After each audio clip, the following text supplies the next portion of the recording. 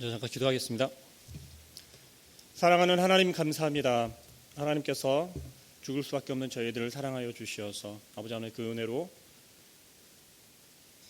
독생자 예수 그리스도를 이 땅에 보내주시고 우리를 위하여서 희생하시며 희생 제물을 삼으시고 우리의 죄값으로 우리를 구원하여 주신 아버지 하나님의 그 사랑을 우리가 기억하기를 소원합니다. 우리들의 삶 가운데 온전히 그리스도 예수 그리스도를 닮아가는 또한 예수 그리스도께서 우리에게 보여주신 그 본을 우리가 본받고 우리의 삶 가운데 나타내며 살아갈 수 있는 저희들 되게 하여 주시옵소서.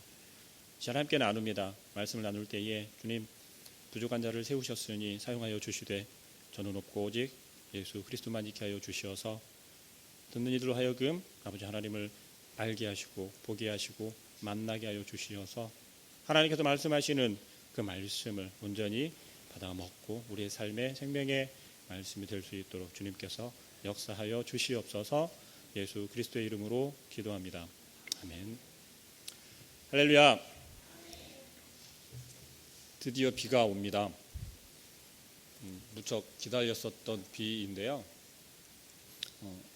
저도 농사를 지어본 적은 없습니다. 그런데 시골에 많이 살다 보니까 이 철에 따라서 비가 와야 되고 안 와야 되고를 좀 알겠더라고요. 그러니까 도시에만 살면 농민들이 왜 그렇게 비가 오기를 바라는지, 그리고 바람이 너무 많이 불면 어렵다 힘들다 하는지, 이제 겨울에 눈이 또 많이 안 오면 걱정하는지를 조금은 알겠더라고요. 완전히 알 수는 없겠죠. 그런데 그것을 우리의 신앙생활 속에서 한번 생각해 보았습니다.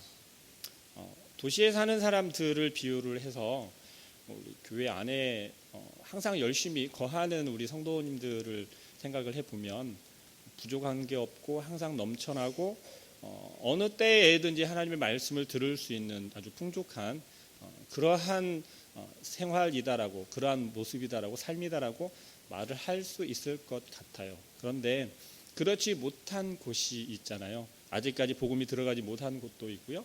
그리고 들어가기는 했다고 하더라도 정말 주변에 있는 온갖 핍박이나 박해들 때문에 버티지 못하고 도로 이렇게 나오거나 하는 곳도 아직 여전히 있다는 겁니다. 그런 곳에서는 얼마나 정말 우리의 가뭄이 비를 기다리는 것처럼 복음에 대해서, 말씀에 대해서 갈급하겠습니까? 근데 우리들이 생각해 볼 것은 우리의 신앙생활, 우리의 모습을 되돌아보면서 정말 복음을 아직 온전히 듣지 못한, 복음을 듣기는 들었지만 그 진리를 확실히 확신하지 못하는 그러한 곳들을 한번 생각해 보았으면 좋겠습니다. 단비가 내리듯이 그러한 곳에 우리의 복음이 전해지고 하나님의 말씀이 온전히 전해지면 좋겠습니다. 근데 오늘 저희가 지금 이제 갈라디아서 6장까지 왔는데요. 바울이 마지막으로 갈라디아 교인들에게 권면을 하고 있습니다. 그런데 바울의 심정이 아마 그러했을 것 같아요. 계속해서 몇 차례에 걸쳐서 갈라디아 교인들에게 바울이 계속해서 권면하고 있고 이야기를 하고 있는 것을 곰곰이 생각을 해보니까 정말 그런 것 같아요. 제가 여러분들에게 그렇게 좀 권면의 말씀을 드렸었죠. 우리의 삶이 변해야 된다라고. 우리가 새 사람을 입었으면, 새로워졌으면 새로운 사람으로 하나님의 온전한 자녀로서의 삶을 살아가야 한다라고 제가 여러분들에게 좀 이렇게 말씀을 드렸던 것 같아요. 바울이 지금 이야기를 하는 게 신앙인의 모습으로 그리스도인의 삶을 살아가야 하는 게 얼마나 중요한지를 반복적으로 계속해서 이야기를 했단 말이죠. 그런데 오늘 6절 말씀에 보니까 오늘 본문 말씀에서 뭐라고 시작을 하냐면요. 내 손으로 너희에게 이렇게 큰 글자로 쓴 것을 보라라고 이야기를 하고 있습니다. 다른 장들 시작할 때랑은, 다른 권면의 말씀이 시작할 때랑 약간 차이가 있는데요. 이 부분은 무엇을 이야기를 하냐라고 학자들 간에 조금 논쟁들이 있기는 했었어요. 그러나 정설로 통하는 것은 바울이 직접 마지막 장에서 이 서신을 내가 썼다라는 것을 알려주기 위해서 그렇고요. 더불어서 큰 글자로 쓴 것을 보라라고 이야기를 하는 건 그만큼 중요하기 때문에 반드시 너희들이 이것을 지켜라, 이것을 알아라, 이것을 꼭 마음에 새겨라라고 강조하고 있다는 것입니다. 갈라디아서 1장부터 5장까지 계속해서 갈라디아 교인들에게 권면하고 강조하고 부탁하고 주의사항을 일러주고 경계해야 할 것들에 대해서 6장에서는 다시 한번 요약해서 최종적으로 갈라디아 교인들에게 이야기를 하고 있습니다. 12절과 13절에 보니까요, 어떤 이야기가 나오냐면 무릇 육체의 모양을 되려 하는 자들이 나옵니다. 그리고 13절에는 할례를 받은 그들이라도라고 이야기를 해요. 다시 말하면 할례파에 대해서, 할례파들 계속해서 이야기했던 것처럼 유대인 그리스도인들이 예루살렘에서부터 이쪽까지 넘어와서 지금 회방을 하고 있죠. 갈라디아 교인들을 유혹하는 것이 뭐라 그랬죠? 율법을 지켜야 한다라는 것과 할례를 행해야 한다라는 것, 이 두 가지를 가지고 갈라디아 교인들을 유혹했다라고 합니다. 계속해서 제가 말씀을 드렸었죠. 자, 그런데 오늘 본문에서 다시 한번 바울이 강조하고 있어요. 왜 그러냐면요, 할례를 요구하는 것은 다른 게 아니고요, 예수 그리스도의 십자가를 부인하게 만드는 것이기 때문에 그렇습니다. 왜요? 예수 그리스도의 십자가와 예수 그리스도의 그 부활을 믿음으로써 우리가 구원을 얻는다고, 구원을 받는다라고 그렇게 신앙의 고백을 하는데요, 이들은 뭐라고 하냐면 그렇지 않고 할례를 받아야만 온전히 구원받을 수 있다라고 이야기를 하는 것입니다. 계속해서 목사님도 말씀하시고 제가 여러분들에게 말씀드리는 것도 그거였죠. 할례가 중요한 것이 아니고요, 예수 그리스도의 죽으시고 왜 죽었는지 그 이유도 중요합니다. 너 때문에 죽었어, 나 때문에 죽은 게 아니야, 그게 아니고요, 우리 모두가 대상인 거예요. 예수 그리스도를 믿는 모두가 대상인 것입니다. 예수 그리스도를 믿지 않는 모든 만민들에게 포함되어진 거예요. 그들이 예수 그리스도의 십자가 죽으심이 나의 죄 때문에 나의 죄를 해결하기 위한 것이고, 그리고 죽으셨다가 어떻게 해요? 3일 만에 부활하셨다라는 걸 믿기만 하면, 그 진리를 믿기만 하면 우리가 하나님의 자녀가 된다라는 거예요. 구원받을 수 있다라는 거예요. 그런데 지금 할례를 요구하고 있는 이 유대인들이 할례를 해야 된다, 율법을 지켜야 한다, 이것은 어떤 모습을 나타내는 것 같습니까? 우리의 행위에만 초점을 맞추고 있다는 거예요. 자, 율법을 철저하게 지키려면 어떻게 해야 되죠? 그냥 가장 쉬운 예로, 물론 교회 예배에 나올 때는 우리가 가장 깔끔한 옷을 입거나 아니면 정결한 모습으로 나오는 게 바람직하겠죠. 그런데 정말 집에 다른 사람 누가 보아도 깨끗하고 깔끔하다라고 할 만한 옷이 없어요. 그러면 그 사람은 예배를 드릴 수가 없나요? 빚을 내서라도 교회 예배에 가기 위해서 그러한 흔히 말하는 정장이다라고 하는 옷을 우리가 빚을 내서라도 사서 입고 예배에 나와야 할까요? 정말 그걸 하나님이 원하실까요? 아니요. 성전 앞에서 헌금을 드릴 때 바리새인이 그랬잖아요. 우리의 모습이 그렇게 되어 간다라는 거예요. 무엇 때문에요? 바로 이 할례파 유대인들의 유혹 때문에, 그 말 때문에. 우리들에게 계속 이야기를 하잖아요. 세상 사람들이요, 야, 너는 교회 다니는데 너 교회 가면서 그러니? 가장 우리가 쉽게 듣는 말이 그런 거죠. 할례를 꼭 받아야 한다라고 합니다. 뭐예요? 우리의 모습에서 너가 그리스도인이면, 기독교인이면 적어도 이렇게 해야 하지 않냐라는 것이 우리들 귀에 가장 쉽게 들어오는 말들이에요. 근데 그걸 누가 이야기를 합니까? 세상 사람들도 많이 이야기를 해요. 하지만 아니요, 함께 예배하고 함께 예수 그리스도를 믿는다라고 하는 신앙인들이 그렇게 이야기를 한다는 겁니다. 내가 그렇게 했을 수도 있어요, 누군가에게. 혹시 그런 적이 있는지 지금 생각하시는 분들 있는 것 같아요. 그러시면 어때요? 지금 바울이 이야기를 하는 것처럼 갈라디아 교인들을 유혹했던 그 헬라파 유대인들과 똑같다라는 거예요. 거칠에게 우리는 집중을 할 필요가 없다라는 거예요. 물론 격식을 따지고 예의를 지켜야 하는 건 맞습니다. 그러나 본질이 흐트러지면 안 된다라는 거예요. 본질이 훨씬 더 중요하지 거칠에 내 모습, 행동 그러한 것들이 중요하지 않다라는 것입니다. 갈라디아 교인들을 유혹하는 그러한 거짓 교사들에 대해서 우리가 계속 이야기를 하고 있었습니다. 그런데 우리가 어느 부분에 있어서 계속적으로 고민이 되어지는 건 정말 백지장 하나 차이로 고민하게 만드는 일들이에요. 그것을 우리가 어떻게 해요? 타협하느냐 타협하지 않느냐 이거든. 근데 우리에게 유혹으로 다가오는 것들은 그러한 일들입니다. 그러한 상황들이고요.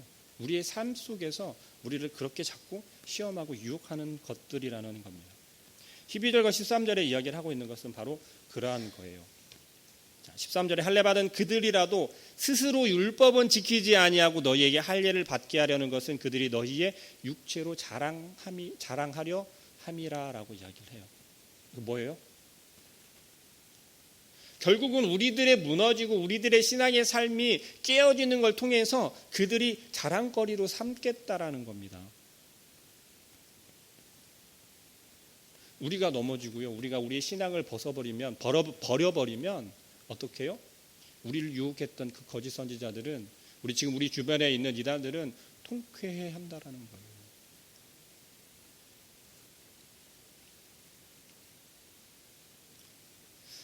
바울은 예수 그리스도를 다메섹 도상에서 만났습니다. 그 전까지는 뭐였죠? 지금 13절에 나온 것처럼 그 할례파들 율법주의자들과 훨씬 더 그러한 일을 행했던 거죠. 다시 말하면 육체의 일에 정말 열심을 하였고 열심을 내었고 잘했던 사람이라는 거예요.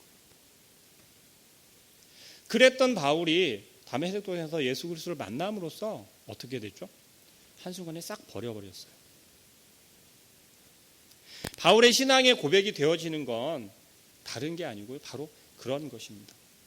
바울이 다메섹 도상에서 예수 그리스도를 만나고 율법주의를 드디어 전적으로 배격하면서 버려버리면서 율법주의를 어떻게 해요? 반박하잖아요. 싸우잖아요. 오직 예수 그리스도의 십자가만을 자랑하는 삶을 살게 되었다라는 거예요. 이전에는 내가 율법을 온전히 잘 지켜야 하고 율법적인 삶을 살아야 했고 그것이 우리 삶의 기초였고 어디요? 구원에 이르는 길이다라고 그렇게 여겼고 또 그렇게 생활했었단 말이에요. 그런데 이제는 한순간에 바뀌어버렸잖아요. 오직 예수 그리스도 십자가만. 예수 그리스도의 십자가만 자랑하고 살았어요. 자, 바울이 자랑하는 예수 그리스도의 십자가는 뭐예요? 그 십자가를 통해서 예수 그리스도가 나의 죄를 해결하고 나를 어떻게 해요? 변화시켜 주었고 새롭게 만들어 주었단 말이죠. 네. 바울이 세상에서 정말 떵떵거리고 살 수 있었고요. 세상의 어떤 영향력 속에서도 뭐예요? 바울 자기 자신의 존재를 나타낼 수 있었어요. 그러한 바울이었어요. 여러분들 쉽게 버릴 수 있겠습니까? 여러분들 쉽게 그걸 포기할 수 있겠어요? 지금 내 손에 다 들려져 있었는데 바울은 지금 어떻게 해요? 다 내어버렸어요. 그걸 다 놔버렸다고요. 그 세상의 어떤 영향력이나 어떠한 그 자기 자신이 가지고 휘두를 수 있는 그러한 능력들조차도 다메섹 도상에서 만난 그 예수 그리스도를 말미암아서 전혀 이제 매력이 없어져 버린 거예요.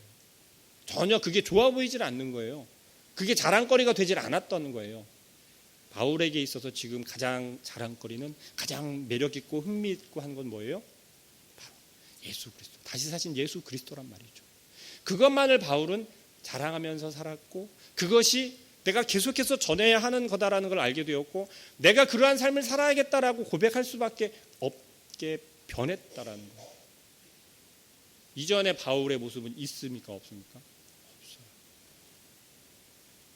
어느 한순간이라도 바울이 세상의 그 욕망을 욕심을 떨쳐버리지 못했다면 어땠을까요? 우리가 알고 있는 그러한 바울이 될 수 없었을 거예요.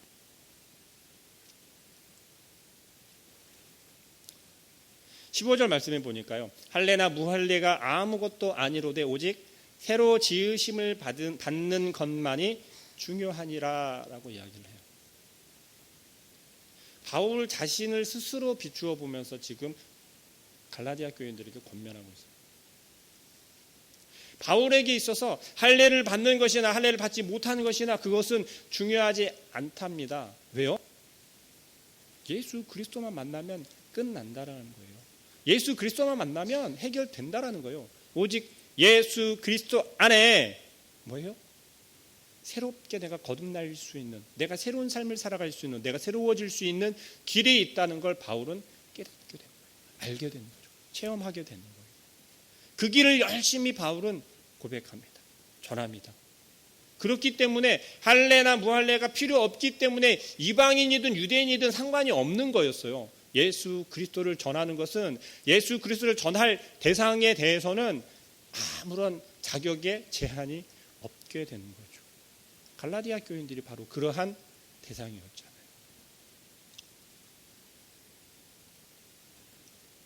새로 지으심을 받았다라고 하는 것은 예수 그리스도를 통해서 우리가 거듭나게 되고 어떻게 해요? 새 삶을, 새로운 옷을 입게 되온 거죠.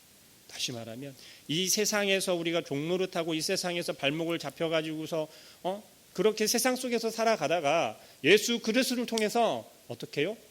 하나님으로부터 양자가 삼아진 거잖아요. 하나님의 자녀가 된 거잖아요. 하나님을 우리가 이제 아빠 아버지라고 부를 수 있게 된 거잖아요. 그럼 어떻게 된 거죠? 우리가 새롭게 예수 그리스도를 통해서 우리가 새롭게 지음 받았다라는 거죠. 새롭게 지음 받았으면 어떻게 살아가야 합니까? 새로 지음 받은 대로, 새로워진 대로 우리가 살아가야 하잖아요. 그런데 우리는 자꾸 어떻게 해요? 옛 것을 되돌아보잖아요. 나의 옛사람을 자꾸 그리워하고 되돌아보고 자꾸 그 옛사람을 자꾸 되돌아가려고 하잖아요. 꼭 우리 뒤에서 그렇게 소리를 지르는 것 같아요. 야, 모세야, 너 어저께 나랑 잘 놀았잖아. 여기 재밌는 거 있어. 너 어디 가? 그러는 거죠. 우리가 지금 예배의 자리에 나가고 있단 말이죠. 하나님께서 부르시고 하나님께서 인도하신 그 자리로 우리가 나아가는 그 길목에서 우리의 발목을 잡고 우리의 귓가에 자꾸 들려오는 것은 어떤 거예요? 세상의 유혹이라는 거예요. 야, 너 지금 어디가? 너 율법을 지켜야 되잖아. 너 규칙을 잘 지켜야지. 예배 시간 너 지금 가면 늦었어. 네? 야, 너 오늘 하루 빠져도 괜찮잖아. 그게 중요한 게 아니야. 네 마음속에 있는 그 마음이 중요한 거야. 우리들에게 유혹으로 다가오는 소리들은 그런 소리예요. 그럴듯하고 그럴듯 진리인 것처럼 우리들에게 자꾸 이야기를 한단 말이죠. 우리 마음속에 메아리 치는 거예요. 근데 정말 중요한 게요. 아무도 없는데도 불구하고 우리들의 마음속에 그런 메아리가 있습니다. 그게 뭐예요? 우리 스스로 그래요. 내 스스로가 이번 한 번은 괜찮아. 오늘 한 번 괜찮아. 이번 한 번쯤은 괜찮아. 지금까지 잘했으니까.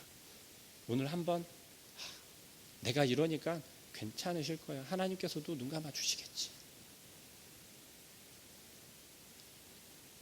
우리의 마음속에서 그러한 메아리가 계속해서 울려 퍼지고 있다. 우리로 하여금 계속해서 발목을 잡고 있다라는 겁니다. 그런 유혹에서 우리가 어떻게 이겨냅니까? 많이 넘어지잖아요. 많이 흔들리잖아요. 바울이 염려했던 건요, 바로 그런 거예요. 갈라디아 교인들에게는요, 마음을 빼앗기고 유혹에 넘어갈 만한 요소들이 너무너무 많았던 거예요. 근데 지금 딱 우리의 모습을 바라보세요. 어떻습니까? 마찬가지잖아요. 정말 우리가 신앙생활을 열심히 잘하고 있는 것처럼 보이기는 하지만 우리들의 마음속에서는 얼마나 많은 수많은 것들이 우리의 마음을 요동치게 하고 있습니까? 얼마나 많이 뒤흔들고 있습니까? 걱정 안 해도 돼 하면서도 속으로는 어떻게 해요? 갈등하잖아요. 이걸 가 말어, 해 말어.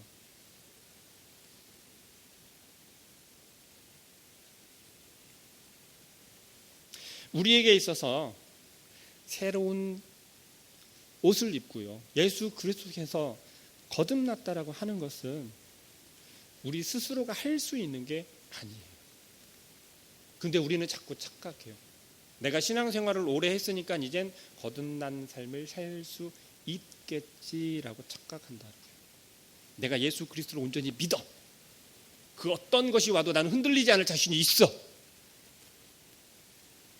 할렐루야 해야 돼요. 왜요? 스스로 버텨낼 수 있으니까요. 그렇지 않나요? 천만에.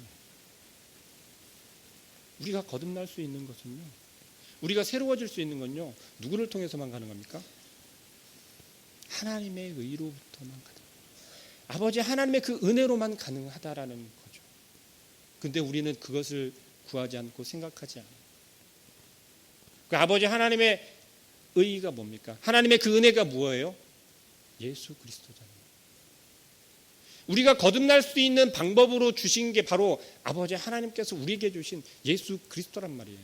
근데 우리는 그 예수 그리스도를 의지하지 않고요, 내 신앙을 의지를 해요. 내가 믿고 있는 그 예수 그리스도를, 우리가 믿는 예수 그리스도가 정말 아버지 하나님의 은혜로 받은, 은혜로 주신 그 예수 그리스도 맞습니까?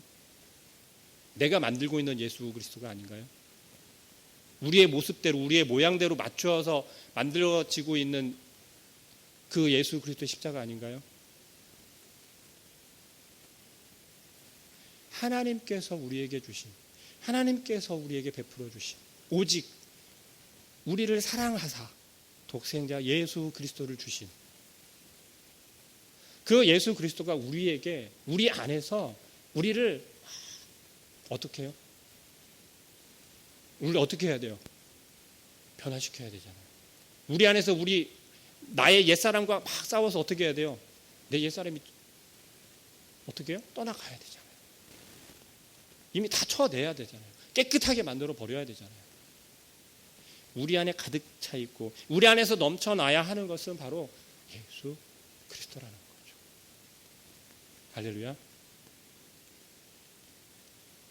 아버지 하나님께서 우리에게 주신 예수 그리스도를 통하여서 우리의 삶 속에서 증거되고 나타내야 하는 것, 우리가 의지하며 살아가야 하는 것, 본문 말씀에서 하시는 것처럼 우리가 새로워진, 새로 만들어진, 새로 지으심을 입은 거듭난 삶을 살아가려면 우리는 전적으로 예수 그리스도를 의지해야 한다는 겁니다. 부활절이 곧 다가오고 있어요. 여러분들은 부활절의 의미를 잘 알고 계실 거다라고 생각합니다. 부활절은 슬픔인가요? 기쁨인가요? 슬픔인가요? 기쁨인가요? 기쁨이잖아요. 그렇죠? 부활절은 기쁨이에요. 왜요? 드디어 하나님의 나라가, 하나님의 일이 이루어진 거잖아요. 그렇죠? 비로소 우리가 어떻게 된 거예요? 이제 구원받는 거예요. 구원받았잖아요. 하나님의 자녀가 되는 거잖아요. 드디어 하나님께서 우리와 약속하신 언약이 이루어지는 거예요. 근데 그 부활절 우리는 어떻게 지내십니까? 즐겁게 지내시나요? 기쁘게 지내시나요? 아니면 조금은 그 우울하고 조금은 뭔가 좀 그런 분위기 있잖아요. 네. 솔직히 좀 그런 분위기로 지내지 않으시나요? 미국의 부활절은 완전히 축제입니다. 그들이 지내는 부활절이 의미가 조금은 퇴색되기는 하였지만 정말 그들은 축제로 지내요. 왜 한국 교회에서는 그렇지 않아요? 그 이유가 뭘까요? 경건 때문에. 경건해야 한다. 경건. 우리들 속에서만이라도 조금은 정말 온전히 그 의미를 잘 새겼으면 좋겠어요. 경건한 것 당연히 경건해야죠.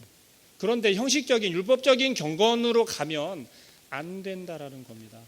바울이 이야기를 하고 있는 것이 바로 그거예요. 자꾸 겉으로 드러나는 무언가를 향해서 가는 것이 아니라 정말 마음속에서 누가 보아도 저들은 정말 하나님을 예배하고 있고 저들은 정말 그리스도인이고 저들은 정말 교회 다니는 사람 같아 라는 말을 들어야 하잖아요. 포리교회는 적어도 말씀이 있고 정말 저기엔 하나님이 역사하는 것 같아라는 소리를 들어야 하잖아요. 그걸 어떻게 만들 수 있습니까? 누가 만들 수 있습니까? 우리가 해야죠. 잘못 생각하시면 안 됩니다. 우리가 무언가를 막 해가지고 해야 된다라는 게 아니에요. 우리의 모습을 통해서 우리의 삶 속에서 뭐예요? 하나님께서 함께 하시고 하나님으로부터 우리가 뭐예요? 자녀 삼아진 그 자녀의 모습이 나타나야 하는 거예요. 거듭난 삶이 나타나야 한다라는 거예요. 그것을 바울은 이렇게 이야기를 해요. 바울에게는 많은 흔적들이 있었대요. 17절 말씀 볼까요? 이후로는 누구든지 나를 괴롭게 하지 말라. 내가 내 몸에 예수의 흔적을 지니고 있노라 라고 고백합니다. 바울에게 있어서 예수의 흔적이라는 게 도대체 뭘까요?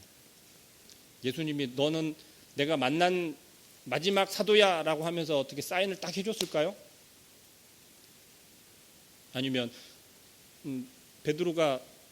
바울이 예수 그리스도를 만나는 그 다메섹 도상에서 예수님께서 무언가 보이지 않는 게 우리 흔히 젊은이들 많이 하는 그 문신 같은 그런 걸 어디에다 딱 해줬을까요? 그런 흔적을 이야기를 하는 걸까요? 바울이 이야기를 하고 있는 예수의 흔적이라는 것은요, 고난이에요. 고난과 고통이에요. 누구 때문에?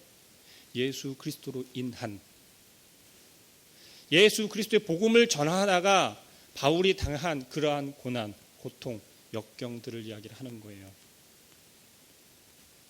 바울이 당한 것은요, 매도 맞고요, 태장도 맞고요,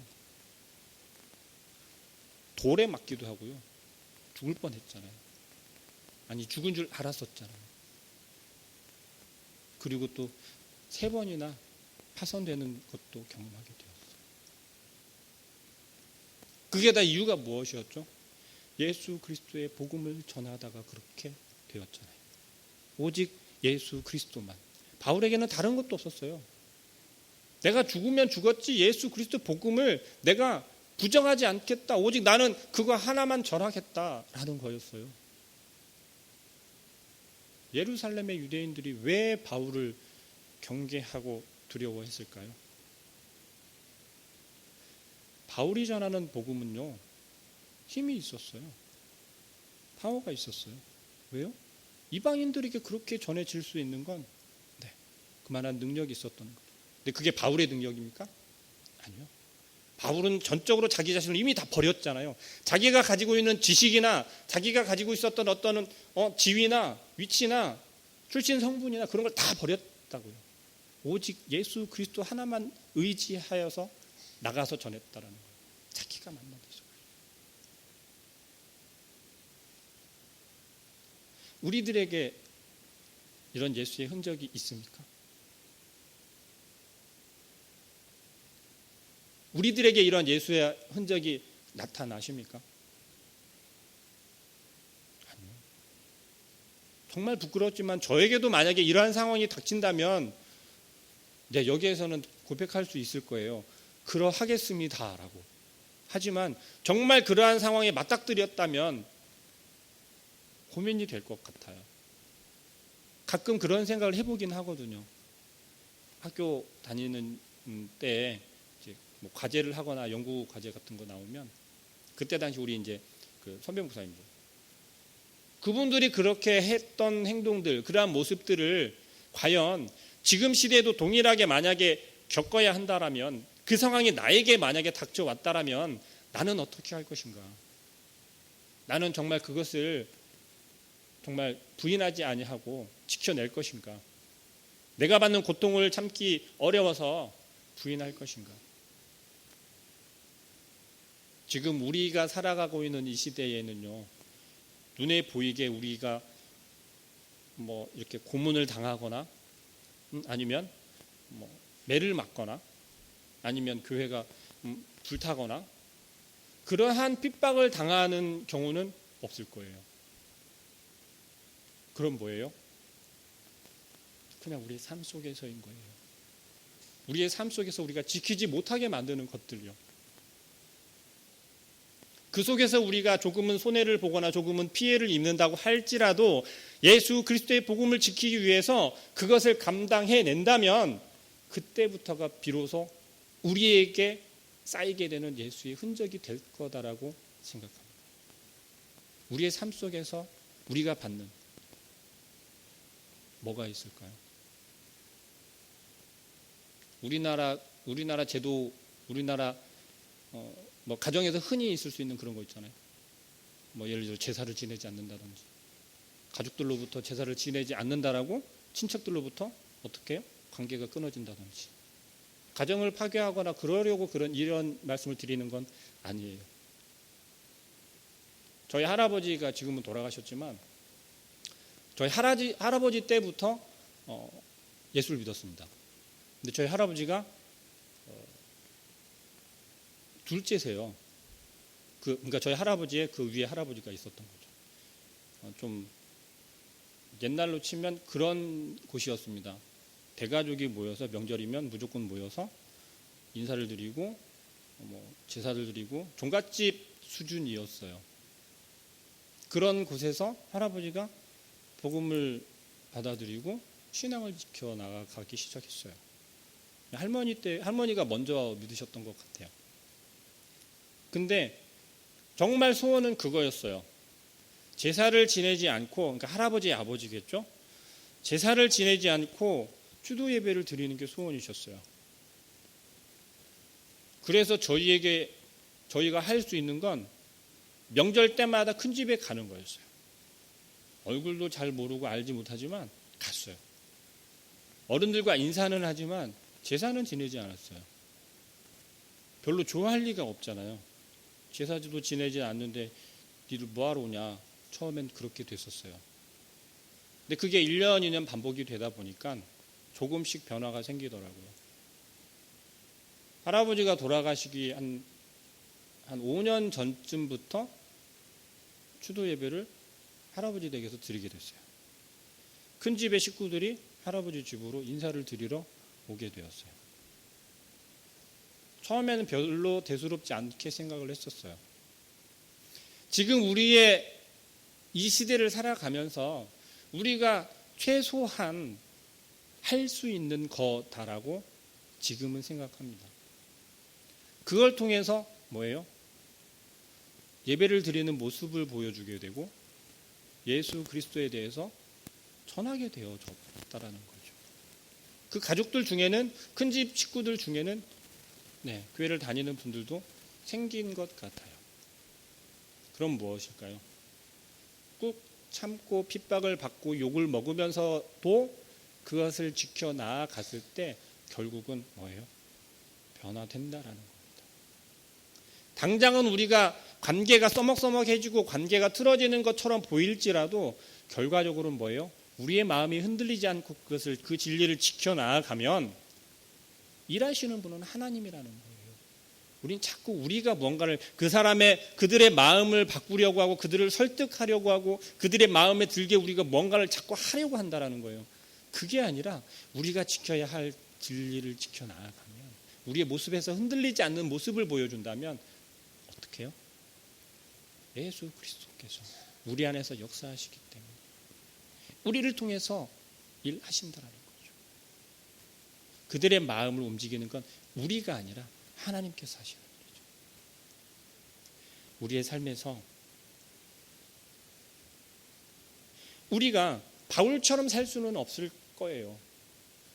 하지만 적어도 바울이 오늘 보인 그 모습을 생각하면서 되새기면서 나는 어떻게 할 수 있을까? 오직 하나님께서 주신 그 은혜와 예수 그리스도의 죽으심, 지금도 내 안에서, 우리 안에서 역사하시는 그 성령님을 의지한다면 어떻게 해요? 우리의 삶을 하나님께서 원하시고 바울이 지금 권면하는 것처럼 세상의 유혹들 속에서 복음을 무너뜨리고 우리의 신앙을 뒤흔드는 그러한 유혹들 속에서 이겨내고 버텨내서 뭐예요? 우리가 그 진리를 꼿꼿이 세워갈 수 있다라는 겁니다. 그럴 때 뭐예요? 바울에게 나타났던 그러한 예수의 흔적이 우리에게도 나타난다.